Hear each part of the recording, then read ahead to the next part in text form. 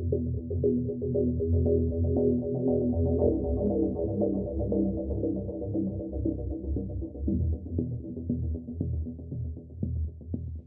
everybody, welcome back to 5 disturbing, creepy, paranormal, and just spine-chilling stories that I find and narrate on Reddit. If you do enjoy this video, please don't forget to give it a like, and if you enjoy my content, please don't forget to subscribe. I post new videos every week. All credit goes to the original authors of these stories. These are the stories. I hope you enjoy.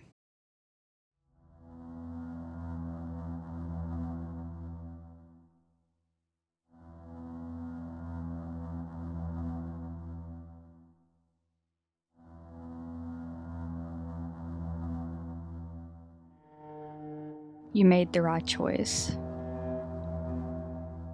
So this happened a couple days ago. I live in the suburbs of Northern California with my parents in an upper middle class neighborhood. My parents are away for their anniversary, so I've had the place to myself for the week. So I got home from a late night shift at work around 1 a.m. I go inside, shower, then I head to the kitchen to make some buffalo wings for dinner. I crack open a beer and sit in front of the TV. I was sifting through movies to watch on HBO Plus when all of a sudden the doorbell rings. It actually startled me to the point that I actually jumped off the couch, knocking my beer over in the process. It's now 2 a.m., and there was no good reason for anyone to be at the door at this hour. I just stared in the direction of the front door for several seconds, before it rang again, followed by rapid knocking on the door and window. Now, for whatever reason, I was no longer scared, but more annoyed at the fact that some idiot would think it's an appropriate time to be banging on someone's front door. I head over to the front door, unlock the deadbolt, and pull the front door open, leaving the chain in place. In the heat of the moment, I did not think to look out the window first. I just yanked the door open. Standing on my front porch was a woman, around mid-20s, with long silky black hair and a purple hoodie with black pants. I said, "Can I help you?" To which she responded with, "Yeah, sorry to bother you so late, but my boyfriend and I are having some car trouble and our phones are dead. We were wondering if you could possibly let us use yours." She pointed up the street to a dark-colored sedan parked underneath a street lamp and said, "See, that's us right there." Now, had this been any other person, and I'd have said no, but she looked innocent, like she was a college student. I live in a college town, and it wasn't uncommon for college kids to be out late on a Friday night. I asked her where her boyfriend was, and she said he walked to the gas station to see if anyone had a phone there. I pulled my iPhone out and told her to make it quick as I was about to go to bed. She thanked me and said she'd only take 2 seconds. She took my phone and dialed the number and put the phone up to her ear. After a couple rings, whoever she called picked up, and she said, "Yeah, it's me. I'm borrowing someone's phone." She stopped talking, and I could barely make out a man's voice on the other end. Now at this point, I started to feel uneasy. She was taking a lot longer to be done with the phone call, and I started to get impatient. The whole time she just stood there staring at me with a wide-eyed expression and a creepy smile that looked forced, while this person on the other end kept talking. She finally said, "Okay, bye," and handed me my phone back. She then said, "Do you think I might be able to come inside to use your bathroom?" I said no and wished her good luck before shutting the front door. Right as I was about to walk away, I heard her laugh and say, "You made the right choice." I looked out the peephole and she was still standing on my porch, but now she had a man standing next to her. He looked to be around her age and was wearing a hoodie and face mask. The pair then started to circle around my house, banging on windows and laughing. I didn't hesitate to call 911 at this point. They stuck around for several minutes, trying to get in through my back door. I had my Glock 19 in hand, aimed at the back door with 911 on speaker, and was prepared to do whatever I had to do if they got in. They banged on my back door for around 5 minutes, before they finally left. I watched them run up the street to that same black sedan I mentioned earlier, and take off up the street. Cops showed up a few minutes later and took a report. They told me that I was the third person to call them that night reporting a suspicious couple attempting to enter homes. I don't know what they had planned, but I'm inclined to believe it was nothing nice. Moral of the story is never answer the front door at 2 a.m., especially without looking to see who it is first. I learned my lesson that night.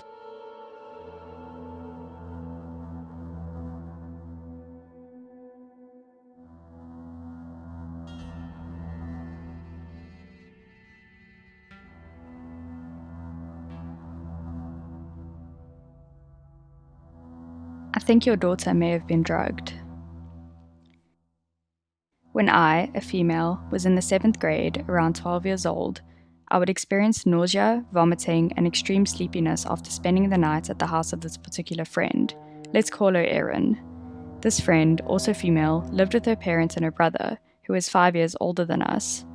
After about 5 to 6 times experiencing these symptoms, my mom apparently noticed a pattern and sat me down to ask if I was drinking alcohol at Erin's. I remember laughing at that question because I had never even tasted alcohol at that point in my life, but my mom's question was super serious.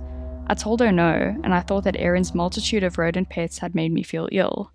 This sounded suspicious to my mom, so she didn't let me spend the night at Erin's house anymore, but I was still allowed to spend the night at my other friends' houses.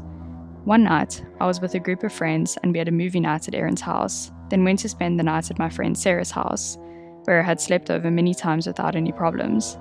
The next morning, I came home sick, nausea, vomiting, extreme sleepiness, and my mom took me to the doctor to get checked out.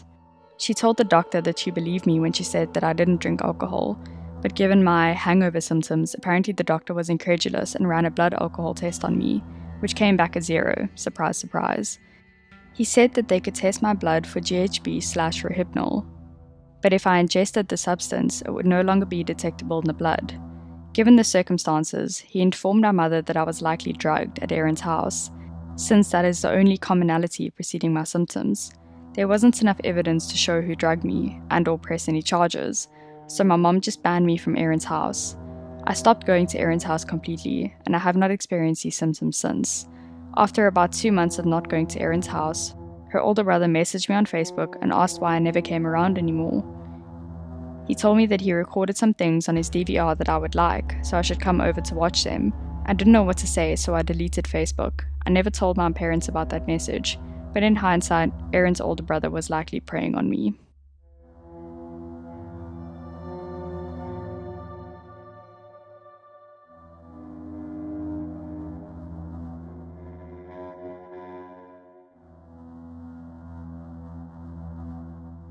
I saved a girl from a creepy concierge. I was accepted into Stirling University to study philosophy and politics many years ago. My parents were extremely proud, as I come from a working class background, and my mother always impressed upon me the need for a good education, so I studied hard and passed my exams with good grades at the age of 17. I was book smart, but not street smart at that age. Going to the university meant moving into halls, which are dorms, on the campus, as my parents' house was in Glasgow. They weren't entirely happy about me leaving home before I was 18, but I eventually talked them round, insisting that there was plenty of security measures on the campus and I'd be safe. I had no trouble making friends on the first day we all moved in. I was sharing a room with a girl named Alice. We were both smokers, not that our parents knew about it. In those days you could ask for a smoking room, but it's unthinkable now. Our hall was called Ghetto's Court. We lovingly nicknamed it the ghetto as it was so run down. Our floor was on top and had an incredible view of the Wallace Monument. In the mornings it would be surrounded by mist and looked magical. I was so young, naive, and excited that I could barely sleep. I've had various sleep disorders my whole life, from night terrors to sleepwalking. On more than one occasion, I was found wandering the corridors, mumbling and trying to open doors. I was usually taken back to my room and put to bed by my very kind friends. I also have bouts of insomnia that last for days. I never wanted to disturb Alice's sleep by smoking in our room, so I would go downstairs and out the main door. We had a concierge who acted as a security and handyman for the building. I'd gotten to know a few of them during my late night wandering. Dougie was my favourite. He was roughly 50 years old, had a huge red nose and brown hair with flecks of grey. He was friendly and always kept an eye out for us girls, making sure we all made it home from nights out in the student union, and seeing we got safely to our rooms when we were in a drunken state. He was our regular concierge, but when he took his annual leave, we got another guy, and I instantly didn't like him. My gut was telling me this man was off. It was the way he looked at girls and would pass remarks about their clothing. He'd be cruel to women he knew were self-conscious about their size or features. He'd say things like, "Did you raid a charity shop for that?" and, "Not sure that's your colour, but if I were you, I'd just roll around in the mud. That's what the other hippos do." It was unnecessarily cruel, but he insisted it was a joke and we should get a sense of humour. I didn't give him the chance to talk to me, If I was going out for the night, I'd wait in my room until the moment I was ready to leave so I could march past him with my friends, giving him no time to comment. I was determined to stay away from him. One night I couldn't sleep. I tossed and turned and eventually decided to get up and make tea. I went along to our kitchen and sat by the window looking out towards the monument as it was lit up through the night. I eventually looked down and saw that the concierge I didn't like was working that night. I wasn't sure what he was doing outside the building until I spotted a girl staggering up the path. She was clearly very drunk. The hairs on the back of my neck stood up. Something felt very off about the way he was just stood there watching her struggle. I would have expected him to take her arm and lead her inside, but he just stood there, motionless. I darted out of the kitchen and down the stairwell. When I got to the main door, I could see the girl lying down on the grass, and as I ran up to her, I recognized her as the girl who lived on the opposite side of the building. Her skirt was pulled up and showing her underwear. I was freaking out at this point, but couldn't see the concierge anywhere. He was gone, and wasn't in his office either. I knelt down beside her and started shouting into her ear, "Debbie, wake up. We need to get you upstairs. You can't stay here." She opened her eyes and tried to focus on me. I pulled her up off the grass and put my arm about her waist and pulled her to me to support her while she walked. I got her inside up the stairs into her room. She banged into multiple doors on the way to her room, so she woke some other residents. They asked what happened and I explained. I couldn't tell them my suspicions about why she had her skirts up to almost around her waist, while on the grass. I had no proof. There was no CCTV covering where she lay. Once she was safely in the bed, and her neighbors had promised to keep an eye on her for the rest of the night, I left. I had to go back down the stairwell and cross to the other side of the building, which meant passing the concierge office. Every step down the stairwell filled me with dread. To my utter dismay, he was standing in the doorway to my stairwell with a malicious look on his face. In that moment, I believed he had intended to attack the girl, and I'd interrupted him. He stood there with a furious look on his face and demanded to know what I was doing in the wrong side of the building with that girl. He almost shouted at me that I had no business getting involved. I tried to remain as calm as possible and said, "I was just going out for a smoke when I saw her. I didn't see you anywhere, so I had to do something. So I took her to her room and she's in bed. Don't worry, the guys have an eye on her upstairs."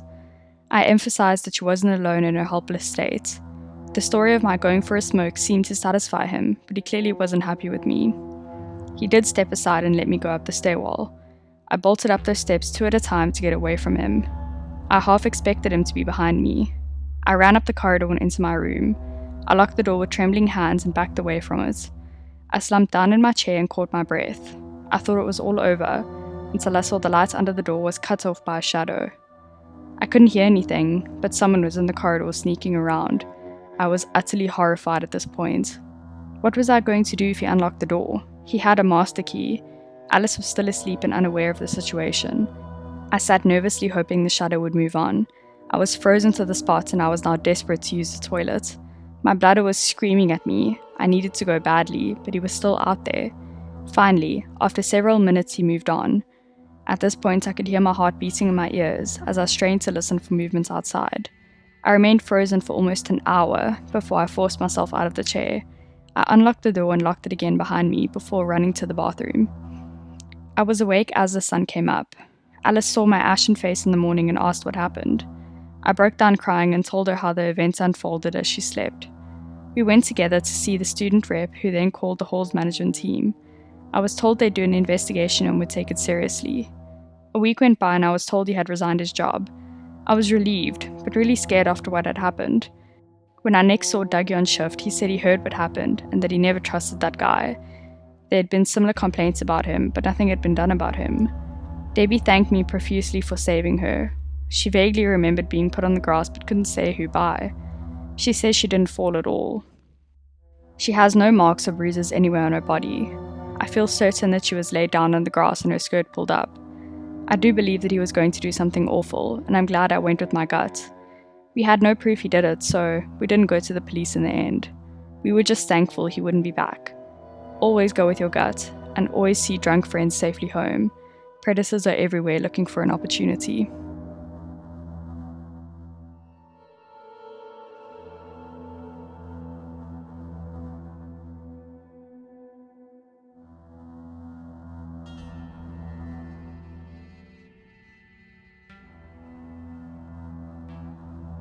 I think the house I'm dog sitting in might be haunted.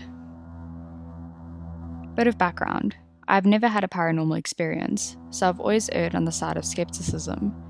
I just started to dog sit regularly. I started to do overnight stays, and I've stayed in 3 homes so far with no issue. I don't ever get scared on my own at night, and especially not when I have dogs with me. I also never have problems getting to sleep and staying asleep, even in places that are new to me. However, this stay was different from the jump. Typically, I get 8 to 10 hours of sleep, but the first night I only got, at most, 4. So far, I've always slept on the couch with the dim lights on nearby, so I don't run into stuff if I have to use the bathroom in the middle of the night. I settle in around 9 PM this night, because the dog I'm sitting is a puppy, and the owner told me that's when he gets sleepy.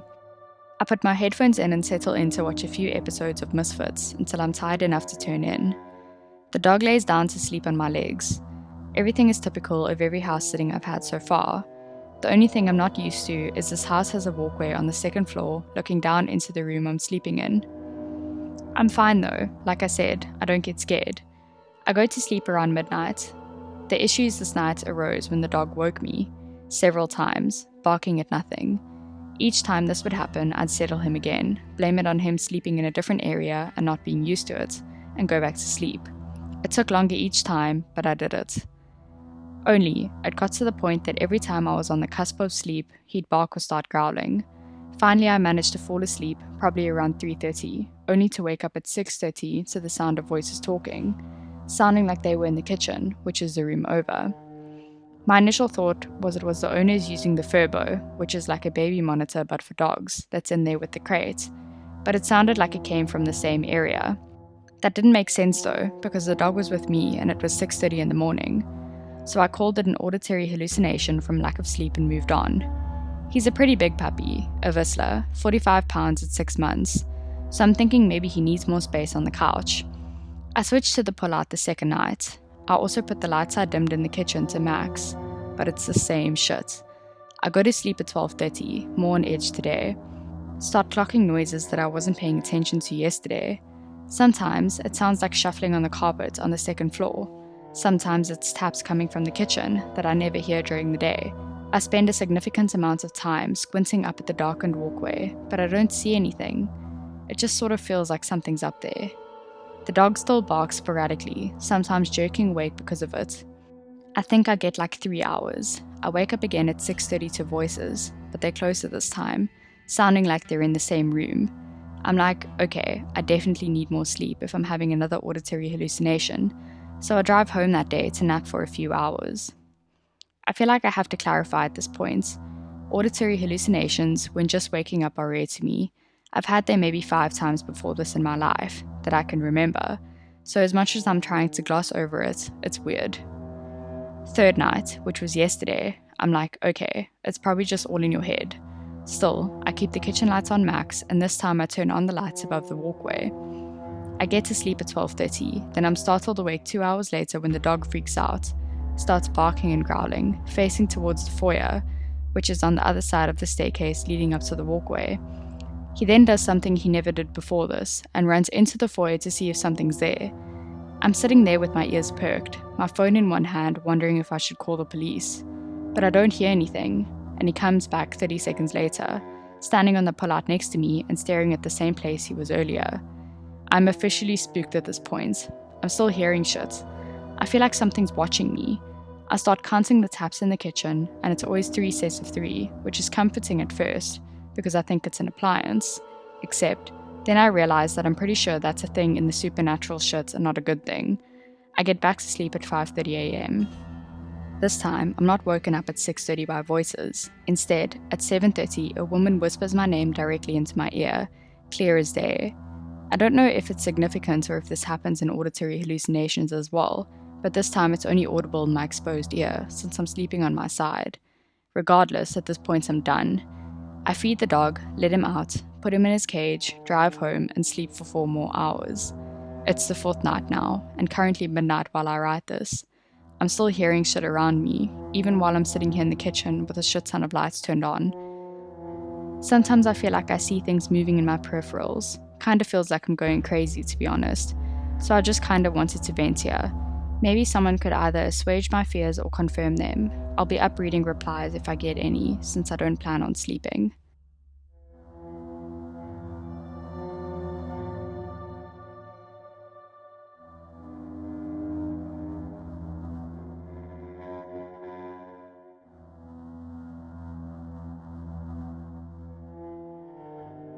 To the guy that tried to kill me. I'm a 19-year-old female French student, so please excuse my English. This event happened last week. I was heading to my apartment after seeing a friend. I took the tramway at 11:30 p.m. because I didn't feel comfortable walking at night. As soon as I sat, a man who was already sitting nearby came and sat in front of me.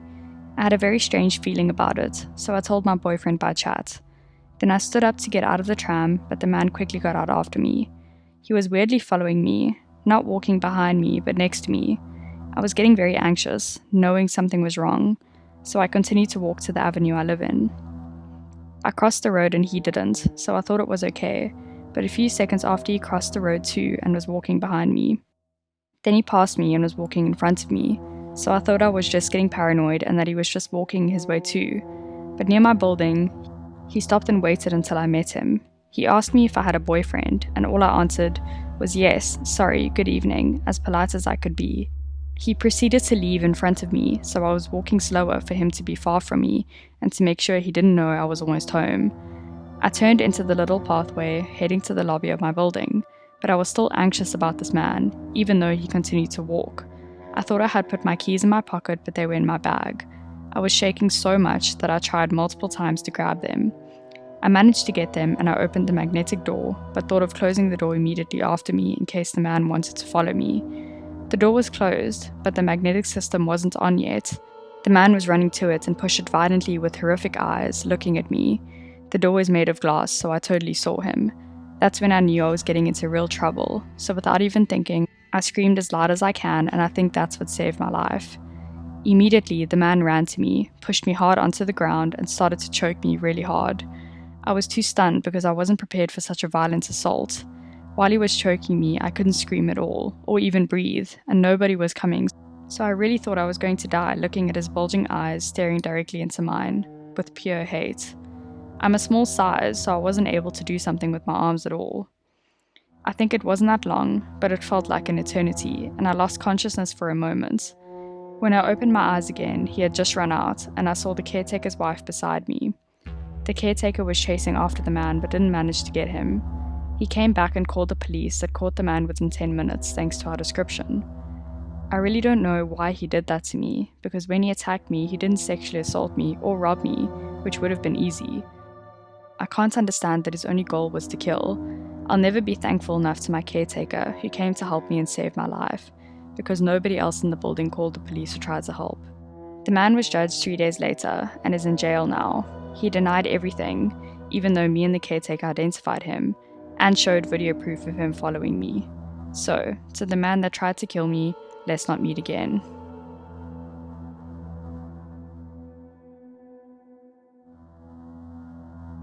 And those were the stories. Thank you so much for either watching or listening to this video. Please don't forget to hit like if you did like it, and please don't forget to hit subscribe if you do enjoy this kind of content.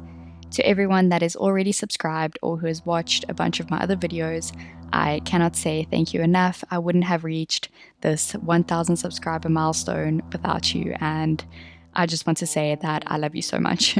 I hope that you have the most amazing week, and I will see you guys next week.